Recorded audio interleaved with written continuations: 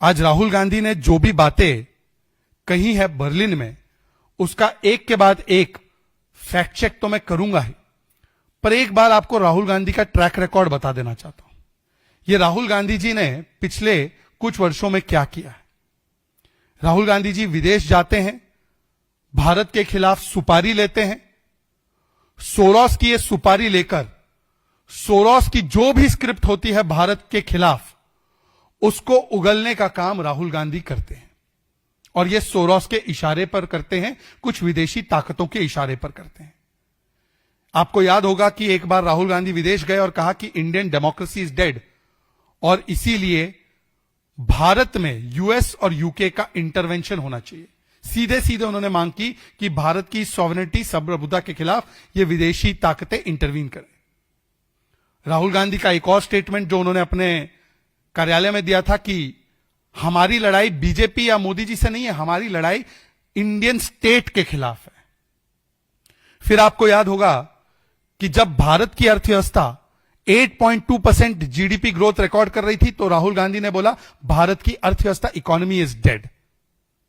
और ये वही राहुल गांधी है जो कभी सोरोस के एक चेले सलील शेट्टी के साथ भारत जोड़ो यात्रा में चलते हैं, या कभी सोरोस के फंडेड ऑर्गेनाइजेशन से जुड़ी हुई कॉर्नेलिया वुल के साथ दिखाई देते हैं, या कभी सोरोस की फंडेड ओसीसीआरपी की रिपोर्ट्स लेकर भारत की संस्थाओं के खिलाफ दुष्प्रचार करके पार्लियामेंट को बंधक बनाते हैं, या कभी तो वो भारत के खिलाफ बोलने वाली इल्हान ओमर और कुछ बांग्लादेशी पत्रकार जो केवल और केवल भारत के खिलाफ जहर उगलते हैं, जम्मू कश्मीर के खिलाफ जहर उगलते हैं, उनके साथ जाकर खड़े हो जाते हैं, उनसे गुपचुप मीटिंग करते हैं।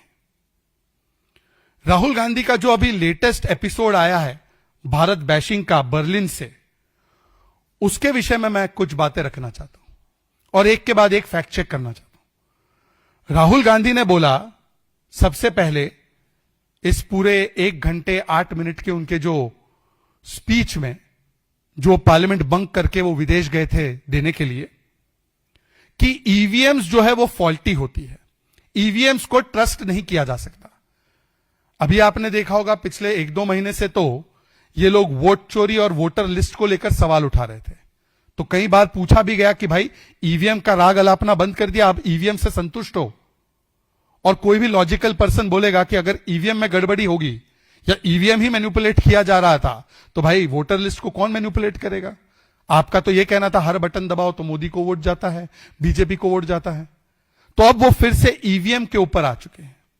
तो मैं पूछना चाहता हूं राहुल गांधी जी से कि राहुल गांधी जी, अभी ये केरल में जो लोकल पोल्स हुए, जिसपे आपने ट्वीट भी किया है, और आपने तो खुशी जताई कि कैसे कांग्रेस पार्टी और आपकी अलायंस जीती है वहां पर, वो तो ईवीएम से हुए। और जहां तक मेरी जानकारी है ईवीएम विदाउट वीवीपैट ये हुए, तो वहां पर ईवीएम बिल्कुल ठीक काम कर रहा था। झारखंड में, कर्नाटका में, तेलंगाना में, जम्मू कश्मीर में, यहां सभी जगहों पर तो ईवीएम ठीक काम कर रहा था। लोकसभा के चुनाव में ईवीएम ठीक काम कर रहा था।